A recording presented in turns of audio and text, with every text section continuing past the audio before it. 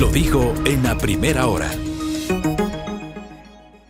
Retomemos el análisis de la situación eléctrica de nuestro país. Esa es la noticia que tiene que ocupar nuestra atención, la noticia primigenia. La semana anterior se hablaba de los distractores. Sí. Hay cosas que hay que informar, hay cosas que hay que comentar, pero no podemos dejar de poner atención primigenia a lo que está pasando a nivel eléctrico. Este fin de semana hubo un anuncio por parte de la ministra del Ambiente encargada de la cartera de energía, Inés Manzano, en el sentido de que hubo una recuperación de los embalses en el complejo hidroeléctrico Paute Molino, también lo de Coca-Cola Sinclair. Esto permitió que unas horas, en el amanecer del domingo hasta las 11 de la mañana, se decida suspender los racionamientos y luego se retomaron los cronogramas en varias provincias del país.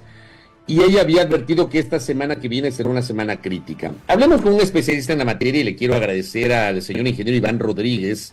Él es un técnico con una muy dilatada trayectoria en este ámbito, ha sido también ministro de Estado, ha estado vinculado permanentemente a los sectores eléctricos y le hemos pedido que nos atienda telemáticamente en esta mañana para hacer una valoración de lo que está pasando y con base en su experiencia entender hacia dónde va el país en los temas eléctricos. Señor ingeniero, bienvenido, buenos días. Le saludamos mi compañera Belkis Sánchez y quien habla Fabricio Vela. ¿Cómo está usted?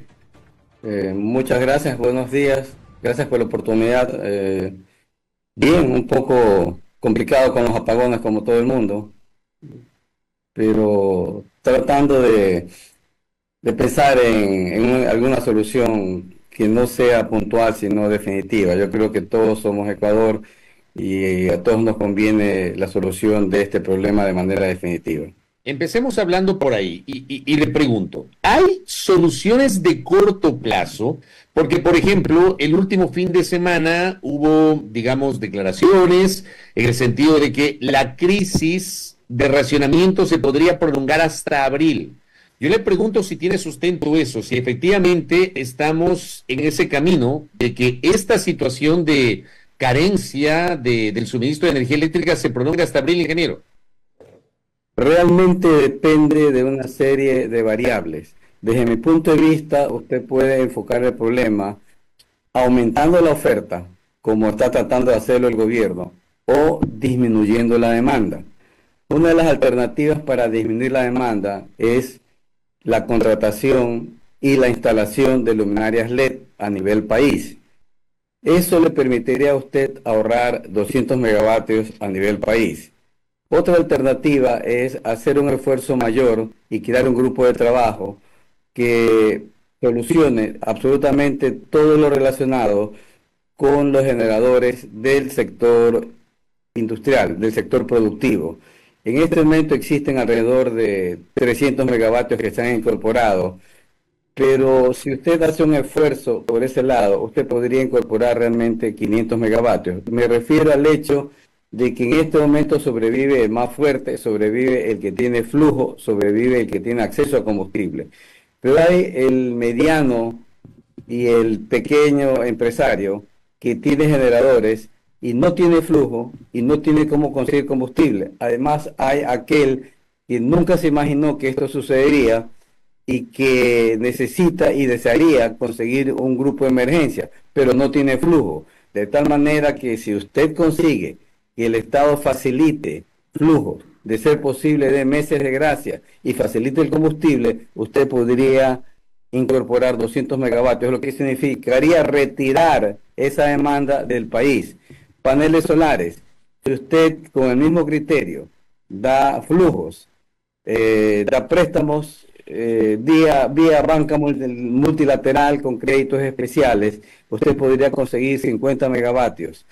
Generadores a nivel residencial. Aquí, por lo menos en la costa, hay mucha gente que desearía adquirir generadores de 5, de 10, de 15 kilovatios, pero no existen los generadores en el mercado y no existe el flujo tampoco. No, usted podría incorporar 20 megavatios. Además, en lo que respecta a paneles solares, usted podría darle el mismo tratamiento que se le ha dado a las personas jurídicas. Esto es incentivos en impuesto a la renta, que si usted disminuye su consumo en $1,000, por poner una cantidad, usted tenga la posibilidad de disminuir del pago de su impuesto a la renta la misma cantidad que usted disminuye del consumo de la red. Incentivos de eficiencia energética. Si usted me dice, oiga, si usted ahorra 50%, yo le voy adicional a ese ahorro, usted va a pagar una planilla menor y consecuentemente usted podría tener una disminución de su planilla en 20, 30, 40%, es decir, dar incentivos. De acuerdo a los cálculos que yo he hecho rápidamente, usted podría tener una disminución de la demanda de 820 megavatios. Y usted a eso le agrega el alquiler de barcazas, las plantas térmicas que está adquiriendo el Estado, el mantenimiento de plantas térmicas en unos 300, 500 megavatios, que el suministro de combustible no falle para nada. En Termogas Machala hacer un esfuerzo y en vez de los 40 megavatios que están consiguiendo, tratar de conseguir 200 megavatios de aquí a 6 meses. Tratar de que Toachi y Pilatón esté de aquí al primer trimestre. Usted podría tener aproximadamente 1.500, 1.900 megavatios, de tal manera que entre la disminución de la oferta y el aumento, perdón, entre la disminución de la demanda y el aumento de la oferta, usted podría tener aproximadamente 2.720 megavatios, que es casi el 50% de la demanda en este país.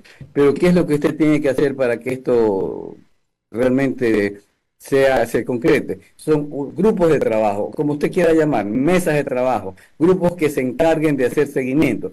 Pero si una sola persona, como la ministra, quiere hacer seguimiento a todo, eso no es posible físicamente. Ingeniero, buenos días, bienvenido nuevamente, le saluda Belkis Sánchez. Estas alternativas que usted ha descrito en cierta medida siguen siendo coyunturales en razón de que permitirían, digamos, hacer frente a lo que ahora mismo estamos viviendo. Usted arrancó esta entrevista diciendo que lo que se requiere son soluciones definitivas y a largo plazo, que es lo que todos esperamos. ¿Cuáles podrían ser estas, pensando ya no solo en lo que ocurre ahora en 2024, en lo que se podría enfrentar hasta abril del 2025, sino de aquí en más? Su pregunta es realmente importante porque hasta allá debemos ir. Por ejemplo, el SENACE ha manifestado en más de una ocasión que nosotros tenemos más de 500 megavatios en plantas térmicas con una obsolescencia de más de 40 años. ¿Qué sería lo lógico? Que usted reemplace esas plantas térmicas con plantas que funcionen a diésel o que funcionen con gas natural. Y aquí pues hago un paréntesis, me parece que debería crearse una unidad que analice seriamente la exploración del gas natural en el Golfo y que provea de gas natural a Termogas Machala. Si usted en sistemas como el nuestro, que tiene un porcentaje de hidroelectricidad muy importante, lo que se requiere normalmente es que usted tenga, que la demanda sea cubierta por un 60 o 70% de hidroelectricidad y que usted tenga un parque térmico realmente operativo entre el 30 y 40%. Yo me inclinaría por el 40%. Si su demanda a nivel país, en números redondos, es 5.000 megavatios, 40%, usted debería tener 2.000 megavatios operativos, pero nuevos, ¿no? Entonces yo haría el esfuerzo, crearía una unidad de trabajo, visitaría países si ese es el caso, conseguiría préstamos de gobierno a gobierno e incorporaría de aquí a 2 años los 2.000 megavatios. Yo le voy a hacer un ejemplo o una comparación en términos futbolísticos. Quizás eso podría ayudar. Hace algunos años, Barcelona y Emelec, hablo de los dos equipos porque conozco más porque son de la costa, hablo de Emelec, yo soy emelecista, querían quedar campeones ese año, ¿no? Y no pudieron, y no invirtieron en formativas. El Independiente del Valle sí lo hizo, no quedó campeón el primer año, no quedó campeón el segundo año, no quedó campeón el tercer año, pero ahora es invitado a ser campeón en cualquier momento porque invirtió en formativas. Nosotros no hicimos la tarea, hablando ya en términos eléctricos, no hicimos las tareas, no tenemos una norma legal que permita el financiamiento del sector privado en temas eléctricos. Fíjese que yo le hablo de financiamiento y le voy a poner un caso. Existe en CENEL, que maneja más o menos el 49-50% de la energía del país. Existe un reglamento de asociatividad, que sí lo tienen las otras empresas. Este reglamento de asociatividad ¿no? Desde enero que cambió la ley no ha podido ser aprobado. En este momento ni siquiera se ha convocado a directorio para la aprobación de ese reglamento. ¿Qué permite ese reglamento? Ese reglamento le permite al sector privado financiar productos como el alumbrado público, como medidores, como transformadores. Y entre paréntesis, déjeme decir, en este momento nosotros estamos preocupados de la falta de generación, pero no hemos sido conscientes todavía que el problema de transmisión es tan grave como el problema de distribución. Las líneas de transmisión están trabajando al 99, 100%. Aquí en Guayaquil hay problemas severos con voltaje. Y en distribución hay subestaciones que ya no dan más. Es decir, si un proyecto inmobiliario o un proyecto industrial quiere desarrollarse en determinadas zonas de Guayaquil, de Durán, no hay cómo. ¿Por qué? Porque no hay subestaciones. Este reglamento permitiría solucionar el problema financiero que tiene el país, es decir, financiar el proyecto y vía un fideicomiso o vía algún sistema recuperar la inversión. Entonces usted debe preocuparse de la norma legal. El otro tema es que el Estado es deficitario en recursos financieros, entonces Finanzas le debita continuamente a las cuentas de las empresas públicas como Petroecuador y CENEL. Eso quiere decir que no les permite, además de la mala gestión, no les permite realizar las inversiones que se requieren para mantenimiento y para ampliación. Otro tema es el tarifario. Eso no contempla la inversión o la amortización de la inversión. Entonces estamos pagando una tarifa irreal, ¿no? Y no contamos con los recursos necesarios para la expansión del sistema. Por otro lado, el SENACE. El SENACE es una institución técnica que debería estar independiente del Ejecutivo y debería decirnos a nosotros los ecuatorianos cuál es la realidad del sector. Pero sucede que el SENACE está supeditado a la voluntad del ministro y en este momento al Ejecutivo. Yo me atrevo a decir que los cortes de energía no obedecen a criterios técnicos y eso hay que cambiarlo. La planificación del sector. ¿Cuántas veces hemos hablado del incumplimiento del plan maestro de electrificación? ¿Qué es lo que deberíamos hacer? Crear una unidad, separarla del Ministerio de Energía y pedirle a la academia y al sector productivo que formen parte de un directorio para que las personas que trabajan en el plan maestro sepan lo que está sucediendo afuera, cuál es la demanda, cómo va a crecer el país, porque si usted está sentado en un escritorio y si va a pensar en un plan maestro y no sabe cómo va a crecer el país, eso no funciona. Y por último, la agencia de regulación. La agencia de regulación se demora meses y meses para emitir la normativa legal, las regulaciones. ¿Qué es lo que necesita?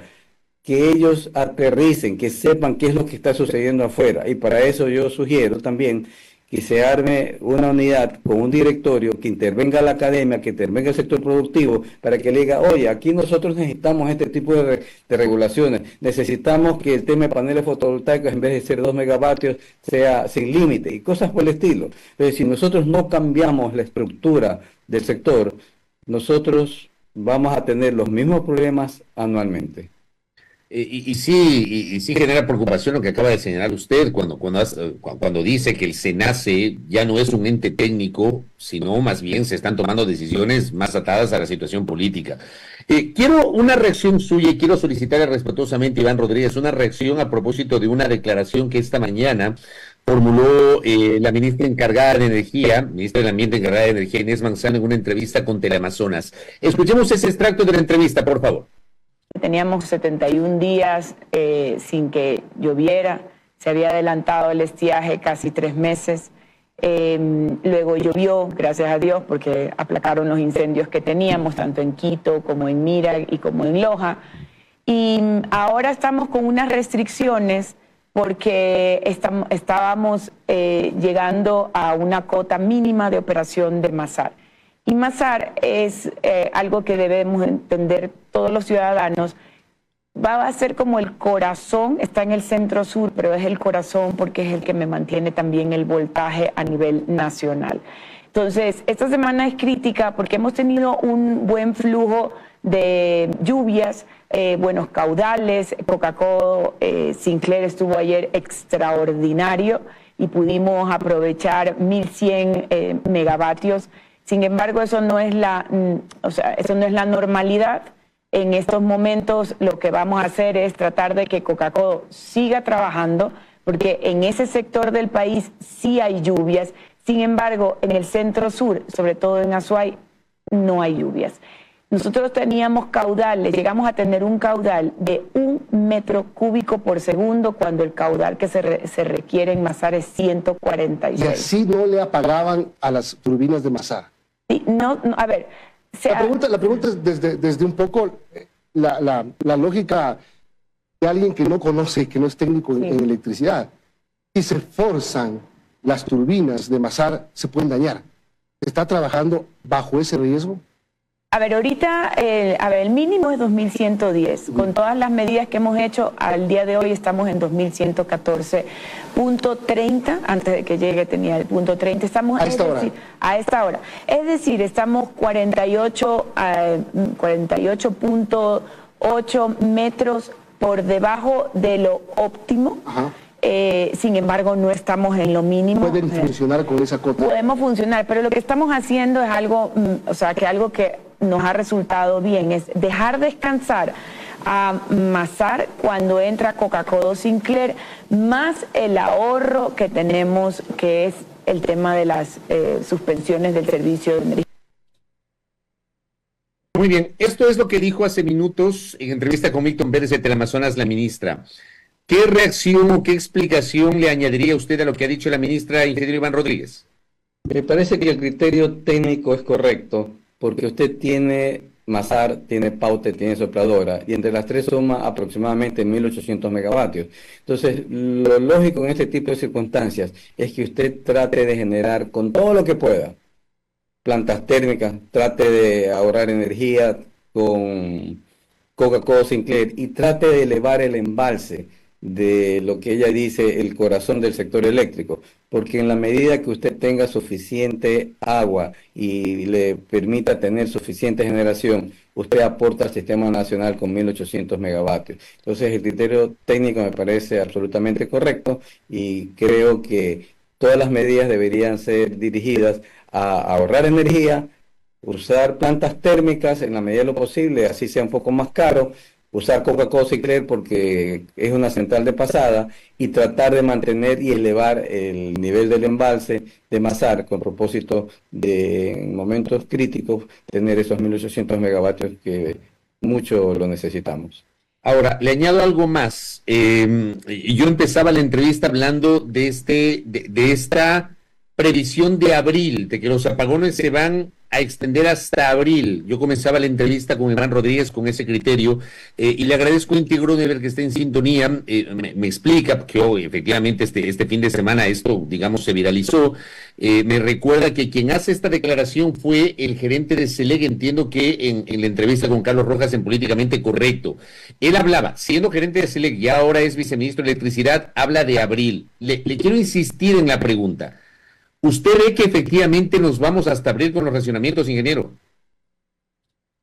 Todo es posible. Yo no conozco exactamente el trabajo que está haciendo el Ejecutivo en la reparación de plantas térmicas.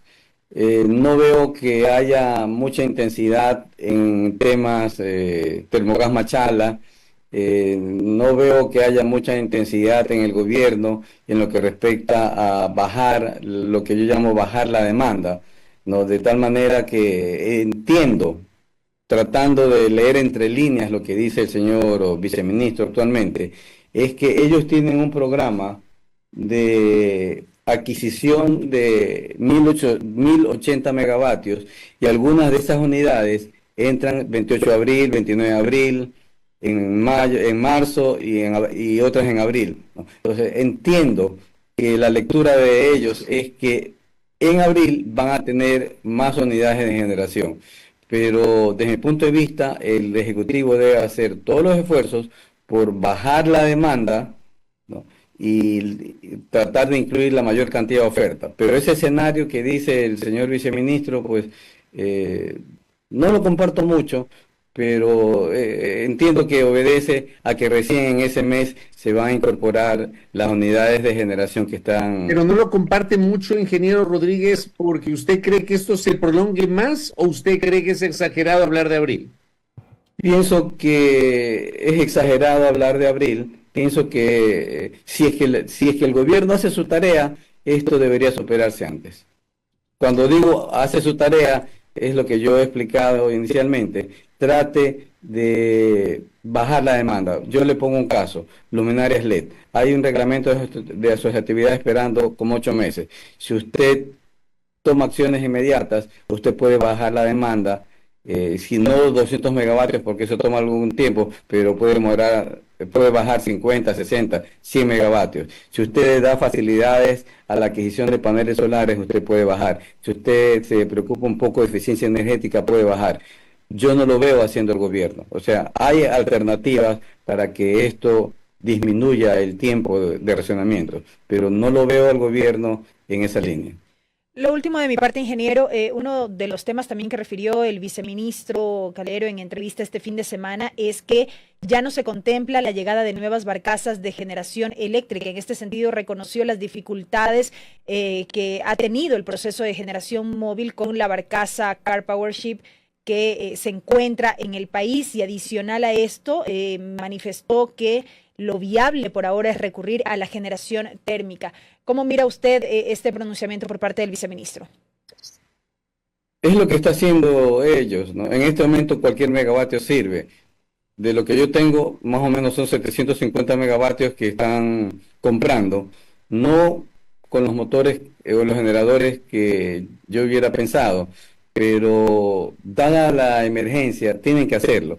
Yo lo que sugiero es que simultáneamente a esto traten de adquirir 500 megavatios de otras características que reemplacen a ese parque térmico que tiene más de 40 años de obsolescencia.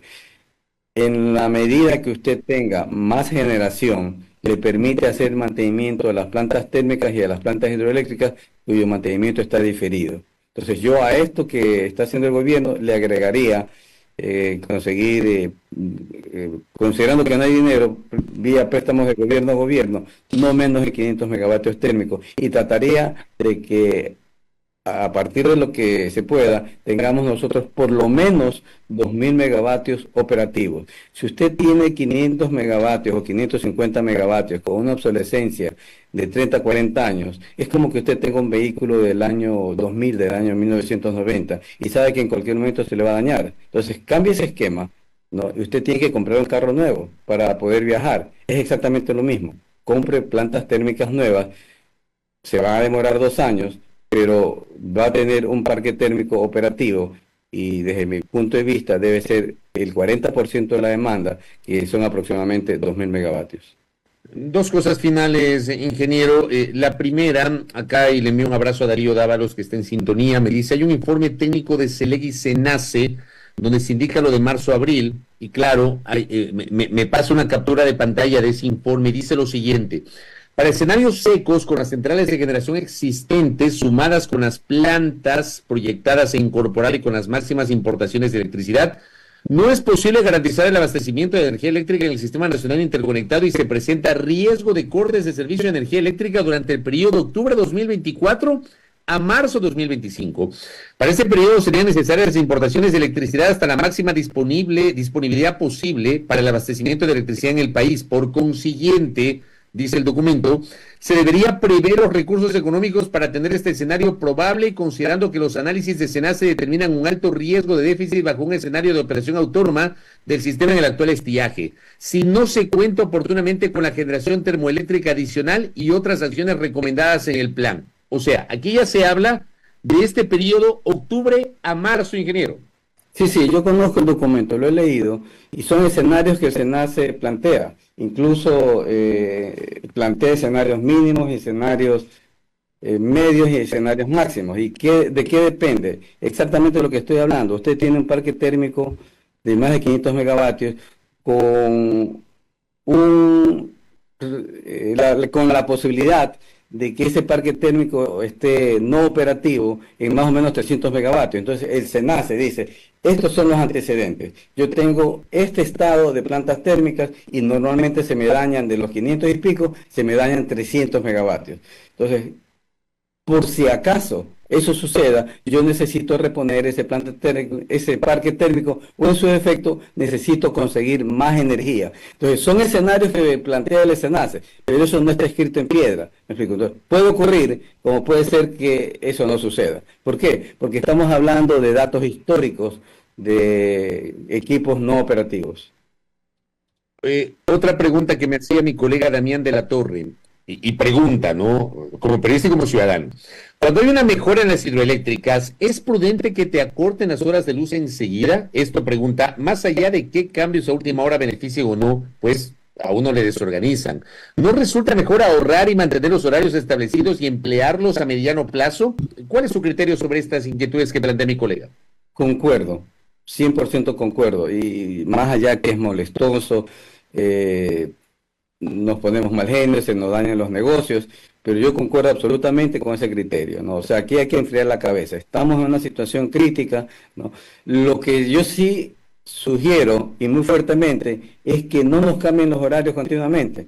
Yo le cuento algo, por ejemplo, yo hoy día tengo un horario, y mañana martes, a partir de las 8 de la mañana, energía, ¿no? Y justo mañana tengo una intervención quirúrgica, entonces tengo que levantarme muy temprano para estar bañadito y todo eso, ¿no? Para mi intervención quirúrgica. Hoy día no, el martes sí, el miércoles no. Entonces, lo que este gobierno tiene que hacer es dejar el análisis de los cortes a los criterios técnicos y que eso no varíe.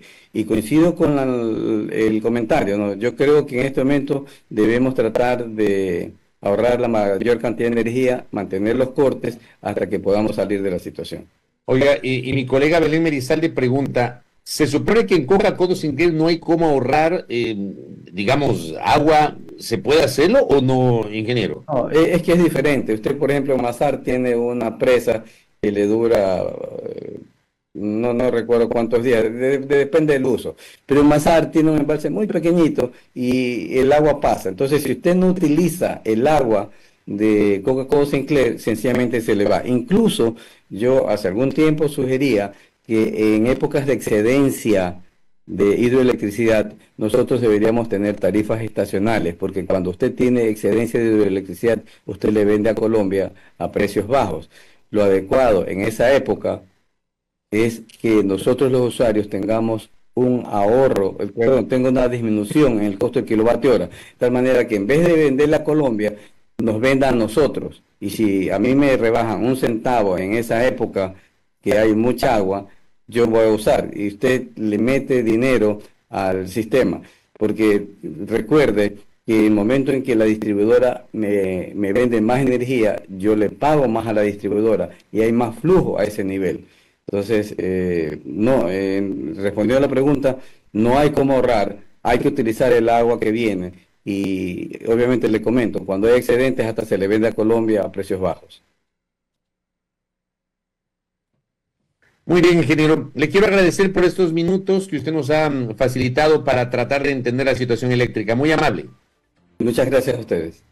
Gracias, Iván Rodríguez, exministro de Energía, aquí en A Primera Hora. Belkis, vamos a la pausa. Primera Plana. Todas las noticias, todas las voces.